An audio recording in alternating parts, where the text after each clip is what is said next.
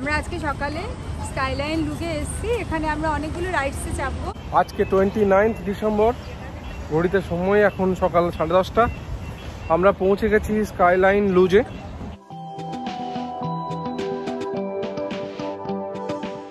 আচ্ছা, তো আমরা চলে এসেছি স্কাইলাইন লুগে। তো আমাদের যে টিকিট পেয়েছি সেই টিকিটটা মোটামুটি পাঁচবার আমরা এই যে এটা আছে রোপওয়ে কাইন্ড অফ, এটাতে উপরে উঠতে পারবো আর 5বার নিচে নামতে পারবো। আর নিচে নামার জন্য ডিফারেন্ট ট্র্যাক আছে। তো যেটা ভালো ট্র্যাক, কোনোটা গ্র্যাভিটি ভালো, কোনোটা থ্রিল আছে, এগুলোতে নিচে নামবো আর এই উপরে ওঠা হবে। তো ওভারঅল 2 ঘন্টা সময় ফুল মস্তি করার জন্য আমরা এখানে এসেছি। দেখা যাক কী হয়। ঠিক আছে, এটা হচ্ছে টিকিটিং কাউন্টার। আমাদের আগে থেকে টিকিট করা ছিল অনলাইনে। আমরা খালি ভাউচারটা দেখিয়ে ফিজিক্যাল কপি টিকিটটা কালেক্ট করলাম। এখান থেকে আমাদেরকে হেলমেট কালেক্ট করতে হবে। এই যে হেলমেট কালেক্টের জায়গাটা দেখায়। হেলমেট আছে এখানে, হলুদ আছে, লাল আছে, নীল আছে। এখন এখানে হেলমেট পরে রেডি হয়ে গেছি বাকিদের মতো। সিলিং ফ্যানটা আমার ছোট দেখা।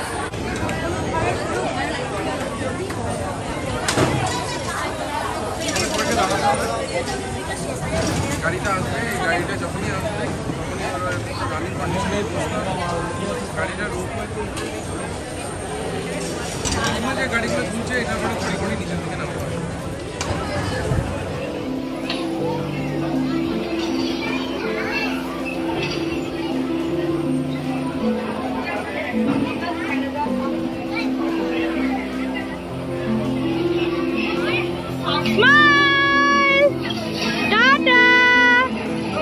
ওপরে দেখা হবে, একদম ওপরে দেখা হবে।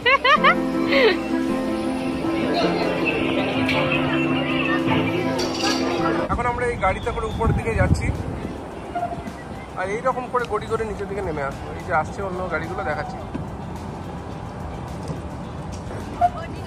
এরকম করে নিচের দিকে নামতে হবে। এই যে আর একটা গাড়ি আসছে নিচে।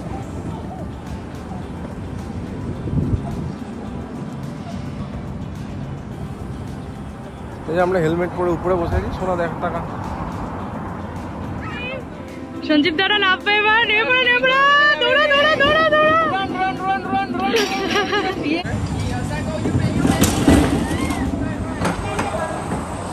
এবার এখান থেকে এই গাড়িগুলোতে নামতে হবে। এগুলো গাড়িগুলো হচ্ছে গ্র্যাভিটিতেই নামবে, নিজেই নামবে। কি তার জন্য কিছু করতে হবে না, খালি হ্যান্ডেল ধরে বসতে হবে। 1 2 3 They will teach you. ওরা টিচ করছে। দেখো দেখো এই দেখো, রেডি। বলা ধাক্কা মাক্কা দিয়ে দিলে এই দেখো এই আমার ফোন কাঁপছে। ওরা প্র্যাকটিস করাচ্ছে, দেখো প্র্যাকটিস করাচ্ছে। হ্যাঁ, stop, pool back. How to stop?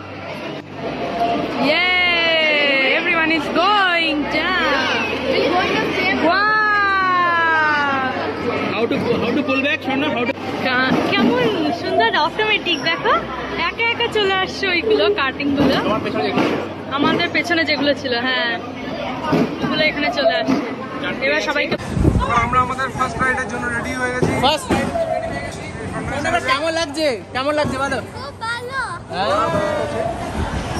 দেখায় এখানে 4টে ট্র্যাক আছে। একটা, 2, 3, ঠিক আছে। এবার আমরা 4বার নিচ থেকে উপরে এসে 4বার নিচের দিকে যেতে পারবো। ডিফারেন্ট ট্র্যাক ট্রাই করবো। ইট ওয়াজ এক্সিলেন্ট। সঞ্জীব দা এসে বৌদি কই? ও বৌদি আসতে পারবে? How was the experience? কেমন করেছো? ভালো করেছি। মাঝখানে একটু ভয় লাগছিল, আবার ঠিক হয়ে গেছে। শোনো, এক্সিলেন্ট। শোনা আমার পিছনে চাইছে, এই আমাকে ওভারটেক করবি না, আমাকে ধাক্কা দিবি। নাও কনফিডেন্স পারবে? কনফিডেন্স কে সঞ্জীব দা কেমন লাগলো?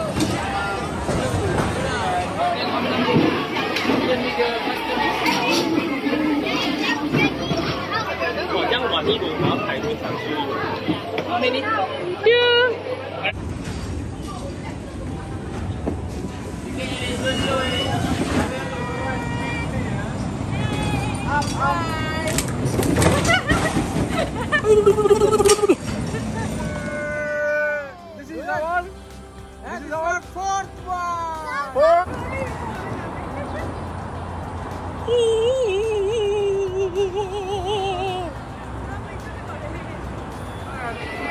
এই মালটা ফাস্ট।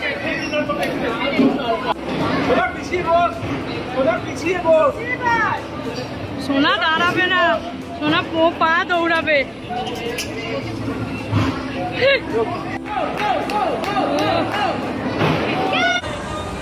মেঘ হয়েছে চারিদিকে, আমরা আমাদের লাস্ট ল্যাপটা করতে হবে না, জানি না। সেকেন্ড লাস্ট স্টার্টিং পয়েন্ট আমাদের হয়ে গেল।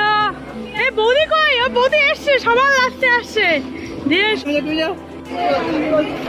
ওকে, first second and third position পেয়ে গেছে সবাই। ফার্স্ট সেকেন্ড স্কাইলাইন লিউজ আমাদের ঘোরা হয়ে গেল, গো কাটিং করা হলো। আমাদের এখনকার মতো এই ট্রিপটা এখানেই শেষ হলো। এরপরে আমরা যাচ্ছি লাঞ্চ করতে, তারপরে যাবো অন্য একটা জায়গায়। ভালো ভালো কিন্তু না সৌরভ, গাড়িগুলো কোয়ালিটি খুব ভালো। ইন্ডিয়ান রেস্টুরেন্ট বানানা ব্রো, কলা পাতায় খেতে যাই। এই কলা পাতা করছে।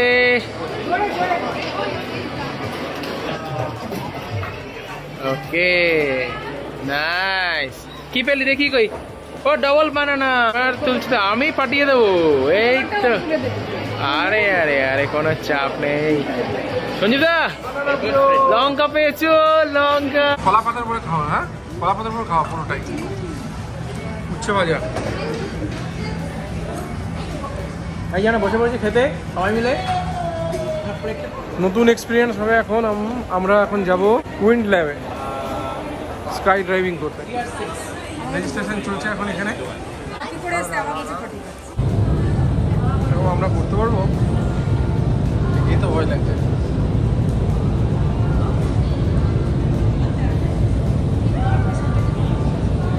এবার দেখো করে নিয়ে যাবে।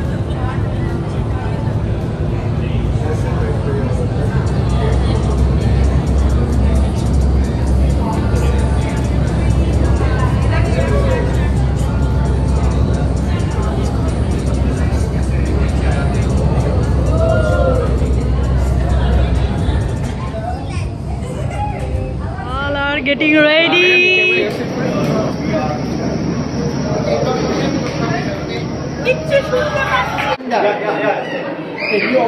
সবাই হাত দেখাও তাহলে একজনকে।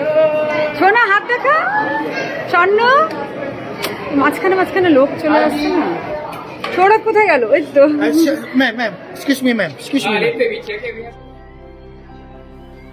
উইন্ড ল্যাবে আমাদের স্কাই ডাইভিং চালু হয়ে গেছে।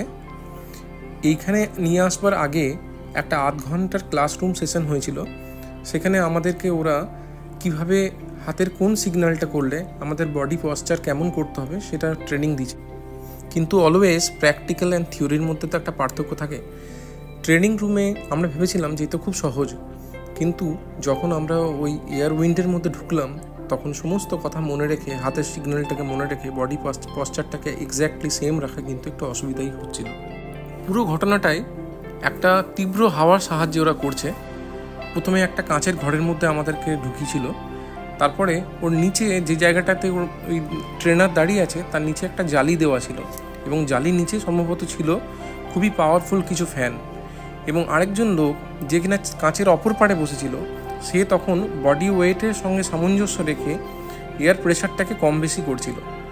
কিন্তু একটা ভালো জিনিস হচ্ছে যে প্রথমেই এরা কিন্তু ডিফিকাল্ট স্টেজে নিয়ে যায় না, ওরা গ্র্যাজুয়ালি লেভেল আপ করে। তোমরা দেখলে দেখতে পাবে এখন যেটা হচ্ছে অ্যাকচুয়ালি সেটা কিন্তু উপরে উড়ে যাচ্ছে না। যদি আরেকটু ধৈর্য ধরে দেখো তোমরা লক্ষ্য করবে যে ওরা আমাদেরকে সঙ্গে নিয়ে উপরে অনেক উঁচু পর্যন্ত উঠে যাচ্ছিল। কিন্তু এখন যেটা চলছে সেটা বেসিক্যালি কাইন্ড অফ ট্রেনিং, মানে ধাপে ধাপে জিনিসটাকে একটুখানি কঠিন থেকে কঠিনতর করে। প্রথমে ক্লাসরুম ট্রেনিং, তারপরে একটা এক্সপিরিয়েন্স, হালকা এক্সপিরিয়েন্স। এবং এখানে একটা ঘটনা দেখো, এখানে বডি পশ্চার যদি তুমি ঠিক না রাখো তুমি কিন্তু কমপ্লিটলি ডিসব্যালেন্স হয়ে যাবে। যেমন আমার এখানে ভুল কী হয়েছিল, যখন ট্রেনার আমাকে ওইটা শেখাচ্ছিল আমি তখন মাথাটা ঘুরিয়ে ফেলেছিলাম। মাথাটাকে সাইডে ঘুরিয়ে দেখতে যাচ্ছিলাম যে লোকটা হাওয়ার প্রেশার কন্ট্রোল করছিল তার দিকে। কিন্তু আমাদেরকে কিন্তু ক্লাসরুম ট্রেনিংয়ে ওটা পরিষ্কারভাবে বলে দিয়েছিল যে বডি পশ্চার কিন্তু এদিক সেদিক ব্যাকালে চলবে না। তার ফলে যখনই আমি মাথাটাকে একটু ঘোরালাম, তোমরা একটু যদি দেখো তুমি দেখতে পাবে যে আমার কিন্তু পুরো ব্যালেন্সটাকে নষ্ট হয়ে গেছিলো। কিন্তু যারা এখানে ট্রেনার আছে, যারা ইনস্ট্রাক্টর আছে, তারা কিন্তু ওয়েল ট্রেন্ড, কাজেই নির্ভয়ে কিন্তু ওদের সঙ্গে থাকা যায়। যদি বডি পশ্চার ওদের কথা মতো রাখতে পারা যায় তাহলে খুব সহজেই কিন্তু আমরা আমাদের ব্যালেন্সটাকে রাখতে পারবো। আরেকটা কথা, মানুষের ফিটনেসের সাথে কিন্তু এখানে বডি পশ্চার ঠিক রাখার একটা সম্পর্ক আছে। যারা নিয়মিত হাঁটাহাঁটি, দৌড়াদৌড়ি অথবা নিয়মিত ব্যায়াম করে তাদের কিন্তু বডি কিন্তু একটু ফ্লেক্সিবল। তোমরা দেখতে পারবে যে সৌরভ যখন করছিল একদম প্রথমে, বা এখন পিবু যখন করছে, ওদের কিন্তু ব্যালেন্স কম্পারেটিভলি অনেক বেটার আমার থেকে, কারণ ওরা অনেক বেশি এক্সারসাইজের মধ্যে থাকে। ঠিক তেমনই বাচ্চাদের ক্ষেত্রেও একটা সুবিধা আছে, ওদের যেহেতু বডি ওয়েটটা কম, সেক্ষেত্রে কিন্তু কম হাওয়ার প্রেশারেই ওদেরকে উড়িয়ে দেওয়া যায়। কিন্তু বাচ্চাদের ক্ষেত্রে অসুবিধা সেটা হচ্ছে ওই ইনস্ট্রাকশন ফলো করে বডিটাকে ঠিকঠাকভাবে সোজা করে রাখা, পাগুলোকে সোজা রাখা, সেটাই ওদের পক্ষে একটু অসুবিধা হয়। আমরা ফিজিক্সে জলের কিংবা হাওয়ার প্লবতা পড়েছিলাম, মনে আছে? এইটা কিন্তু সম্পূর্ণ সেই প্রিন্সিপালের উপরেই কাজ করে। মানে পাগুলো যদি ছড়িয়ে রাখা হয়, যদি বডিতে পাটাকে পুরো আমরা ছড়িয়ে রাখি, তাহলে আমাদের সারফেস এরিয়াটা যখন বেড়ে যাবে তখন আমরা উপরের দিকে উঠতে পারবো। কিন্তু যদি পাটাকে বা হাতটাকে নিচু করে দেওয়া হয়, তখন যেহেতু আমাদের সারফেস এরিয়া কমে যাবে, আমরা কিন্তু নিচের দিকে নেমে চলে আসবো। তার মানে কমপ্লিটলি হাওয়ার প্রেশার আর বডি পশ্চার, আমাদের সারফেস এরিয়াটা কতটা রাখবো, খুলে রাখবো, বডিটাকে কতটা ওপেন রাখবো, তার উপর ভিত্তি করেই নির্ভর করছে আমরা উপরের দিকে যাব কি নিচের দিকে না যাব। এখানে সোনা একটুখানি নার্ভাস হয়ে গেছে দেখে মনে হচ্ছে, কিন্তু পরবর্তী ক্ষেত্রে যখন করেছিল তখন একটু বেটার করেছিল। এবং ওর ক্ষেত্রে ভুল কী হচ্ছে, ও যখন পাগুলো হাঁটু থেকে ভেঙে গিয়ে উপর দিকে উঠিয়ে ফেলছে, সেটা কিন্তু করা উচিত না। এই যে ভদ্রলোক যে ওকে করানোর চেষ্টা করছে, সে কিন্তু বারবার ওকে ইশারা করছে যে তুমি তোমার পাগুলোকে সোজা রাখো। দুটো আঙুল করছে, দুটো আঙুল করানোর অর্থ হচ্ছে বলতে চাইছে, ওখানে তো শুনতে পাওয়া যাবে না, সেই জন্য হাতের ইশারাতেই ওকে ইশারা করার চেষ্টা করছে যে তুমি তোমার পাগুলোকে সোজা রাখো। যদি পাগুলোকে ছড়িয়ে রাখে তাহলে সেক্ষেত্রে কী হবে, বডির অনেকটা পোর্শন জুড়ে নিচের থেকে হাওয়াটা উপর দিকে প্রেশার দেবে, তার ফলে ওর ক্ষেত্রে কী হবে, ব্যালেন্স ঠিক রেখে উপরের দিকে উড়ে যাওয়াটা একটু সহজ হবে। কিন্তু ও সোনার যেটা ভুল করছে, হাঁটু থেকে পাটা ভাঁজ করে উপরের দিকে তুলে নিচ্ছে। এইবার কি আমরা দেখতে পাবে, এটা হচ্ছে কি আমাদেরকে উপরে নিয়ে যাবে, মানে এটা হচ্ছে সেকেন্ড লেভেল বা ডিফিকাল্ট মোস্ট লেভেলটা। এখানে কিন্তু শুধুমাত্র আগের মতো এক্সপিরিয়েন্স দেওয়া নয়, এবার আমাদেরকে প্রপার ওড়ার এক্সপিরিয়েন্সটা দেবে। মানে অ্যাকচুয়াল যেটা স্কাই ডাইভিং হয়, যখন আমরা হেলিকপ্টার থেকে আমরা যেটা দেখতে পাই যে লোকে অনেক উপরে হেলিকপ্টার থেকে নিয়ে গিয়ে যখন তাদেরকে ঝাঁপ দেওয়ায়, সেই এক্সপিরিয়েন্সটাই কিন্তু এখানে কমপ্লিটলি পাওয়া যাবে। এই যে একজন ট্রেনিং দিচ্ছিল, সে এখন সরে গেল, দ্বিতীয় একজন এলো, সে কিন্তু দেখো সৌরভকে নিয়ে একদম উপরের দিকে উঠে গেল এবং যথেষ্ট উপরে উঠছে। এবং দুবার এটা ভোগ করবে, একবার নিচে নেমে গেল এবং এগেন আবার উপরের দিকে চলে গেল। এই এক্সপিরিয়েন্সটা কিন্তু ছিল অনবদ্য। এটা করবার সময় কিন্তু খুব একটা ভয় সেরকম কিছু লাগে না, কারণ প্রথমবার আমাদের এক্সপিরিয়েন্স হয়ে যায়, আমরা অনেক ইউজ টু হয়ে যাই সেকেন্ড টাইম যখন আমরা ভিতরে যাই, তার ফলে এইটা খুব একটা ভয় লাগে না। কিন্তু হয়ে যাওয়ার পরে, বেরিয়ে আসার পরে, যখন আমরা এক্সপিরিয়েন্সটাকে মনে করি, যখন আমরা ফিল করি যে আমরা ঠিক কীরকম একটা থ্রিলের মধ্যে ছিলাম, তখন কিন্তু আমার সত্যিই খুব ভালো লাগে। দেখো, আমি যখন ঢুকলাম প্রথমে একটু ডিসব্যালেন্স হয়ে গেছিলাম, কিন্তু গ্র্যাজুয়ালি ও যে ট্রেনিং দিচ্ছে বা যে করাচ্ছে তার সাহায্যেই হোক বা যে কারণেই হোক, একটু বেটার কন্ডিশনে এসেছিলাম, কিছুটা হাত ছেড়েও উঠতে পারছিলাম। এই যে এই ভদ্রলোক প্রথমে, এনার কাজ হচ্ছে স্টেবল করে দেওয়া, এবং দ্বিতীয় একজন আসবে কিছুক্ষণ পরে, ও চার্জ নিয়ে নেবে এবং এসে কিন্তু উপরের দিকে ঘুরিয়ে নিয়ে যাবে, যেটা হচ্ছে কি অরিজিনাল এক্সপিরিয়েন্সটা। ও আর একটা কথা বলতে ভুলে গেছিলাম, এটা দুটো টিকিট হয়। একটা টিকিট হয় যেটা হচ্ছে কি জাস্ট ফিল দেবে, মানে যেটা আমরা প্রথমে দেখেছিলাম, প্রথম লেভেলে যেটা দেখাচ্ছিল, জাস্ট ভিতরে নিয়ে যাবে, হাওয়াতে হালকা একটা ওড়ার মতো একটা অভিজ্ঞতা জাস্ট হবে। কিন্তু যদি আমাদেরকে উপরের দিকে যেতে হয়, মানে 2 রাউন্ড যদি উপরের দিকে যেতে হয়, যেটা আমাদেরকে উপরে নিয়ে গিয়ে অ্যাকচুয়াল উড়িয়ে নিয়ে আছে, সেটার জন্য কিন্তু আমাদেরকে একটু অন্য ধরনের টিকিট কাটতে হবে। তো জেনারেলি আমাদের টিকিটটা যেটা ছিল, প্রথমে আমরা যে টিকিটটা কেটে গেছিলাম, সেটা কিন্তু আমাদের খালি ফিল নেওয়ার টিকিটটা ছিল, মানে জাস্ট এক্সপিরিয়েন্স করবার জন্য। কিন্তু যখন আমরা কাঁচের বাইরে থেকে দাঁড়িয়ে অন্যদের করতে দেখেছিলাম, তখন আমাদের এটা মনে হয়েছিল যে এতটা যখন এসেছি এবং যখন আমরা ভিতরে ঢুকবই, তখন টিকিটটাকে আপগ্রেড করে নিয়ে পুরো এক্সপিরিয়েন্সটা নিয়ে নেওয়াই ভালো। আর এই যে ভিডিওগুলো হচ্ছে, এই ভিডিওগুলো সম্পূর্ণ কিন্তু সৌজন্য ঝুমার, কারণ ওই একমাত্র বাইরে থেকে ভিডিওটা করেছিল। নিজের যাবারও ইচ্ছা ছিল না, একটু ভয়ও পাচ্ছিল। এবং দ্বিতীয় যে ভালো জিনিসটা হয়েছিল, যে বাইরে থেকে ভিডিওগুলো তোলার জন্য আমাদের কাছে একটা অ্যাটলিস্ট স্মৃতি রয়ে গেছিলো। আর আরেকটা ব্যাপারও বলার আছে যে এখানে ওদের নিজেদের কিন্তু ক্যামেরা অ্যারেঞ্জমেন্টও আছে, চারিদিক থেকে বিভিন্ন রকম ক্যামেরা দিয়ে ওরা কিন্তু পুরো ব্যাপারটাকে কভার করে। কিন্তু সেই ফটো কিনতে গেলে তার জন্য কিনতে হবে, এবং সেই ফটোর দাম অ্যাকচুয়াল যে উইন্ড ল্যাবের যে টিকিটের দাম তার থেকেও বেশি। সেই জন্য আমরা ডিসাইড করেছিলাম যে আলটিমেট যদি মেমোরির জন্য ভিডিওটা রাখতেই হয় তাহলে শুধু শুধু কেন ওদের থেকে কিনবো, আমরা বরং আমাদের নিজেদের ভিডিওটা রেখেই এখানে আমরা ইউটিউবে ভিডিও করে রাখবো, ব্লগ করে রাখবো, যাতে ভবিষ্যতে কখনো যখন ইচ্ছা হয় তখন আমরা অন্ততপক্ষে দেখতে পাবো। তো এইভাবেই চলছে। এইভাবে আরেকটা মনে হয় এখন স্বর্ণর চলছে, তারপরে সোনার চলবে। সোনার হয়ে গেলেই আমাদের পুরো ঘটনাটা শেষ হবে, এবং আমাদের এই আজকের এই অনবদ্য এই যে ট্রিপটা, এই যে অভিজ্ঞতাটা, সকালে স্কাই লিউজ এবং বিকেলে উইন্ড ল্যাব সব মিলে কিন্তু দুর্দান্ত কিন্তু একটা এক্সপিরিয়েন্স এবং মনে রাখবার মতো একটা দিন। যাই হোক, পুরো ঘটনাটাই ব্যাখ্যা করলাম যতটা পারলাম ভালোভাবে, কারণ এইটা তো অ্যাকচুয়ালি ফিল না করলে ঠিক বোঝা যায় না। এটা যতই আমরা ভিডিওতে দেখি ঠিক এক্স্যাক্টলি ঠিক মানে আমাদের তখন মেন্টাল কন্ডিশন কীরকম থাকে, বা এরকম তো কখনো সচরাচর আমরা উপরের দিকে উড়ি না, বা হাওয়ার সাহায্যে এই যে একটা ড্রেস পরিছি, ড্রেসটাও কিন্তু অনেকখানি এই যে অনেক জোরে হাওয়ার প্রেশারটা সেটা কন্ট্রোল করতে সুবিধা করে আর কি। মানে নর্মাল ড্রেস পরে তোমরা যদি কিছুগুলো পুরনো ভিডিওগুলো দেখো যেখানে আমি করছিলাম বা সৌরভ করছিল, তখন তোমরা দেখতে পাবে যে আমাদের হাওয়ার প্রেশারে গালের স্কিনটা যেখানটা একটু এক্সপোজ ছিল, যেখানে আমাদের ড্রেসে কভার আপ করা নেই, সেই জায়গাটা কিন্তু আমাদের থরথর করে কাঁপছিল, তার মানে হাওয়াটা। আর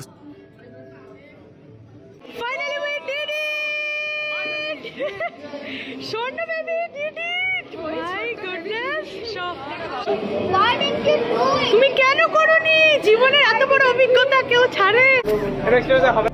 বাবাই কেমন লাগলো? বৌদির জন্য কিন্তু আজকে আমরা ভিডিওগুলো পেলাম, সত্যি তাই। বৌদি না থাকলে আজকে আমরা এই মানে মুহূর্তটা ক্যামেরাবন্দি হতো না, কিন্তু একদম না। বৌদি thank you so much, thank you, মানে সিরিয়াসলি আজকে তুমি না থাকলে আমরা এই ভিডিওগুলো তুলব। হ্যাঁ, সবার আজকের মতো আমাদের ঘোরা শেষ, ওরাও শেষ।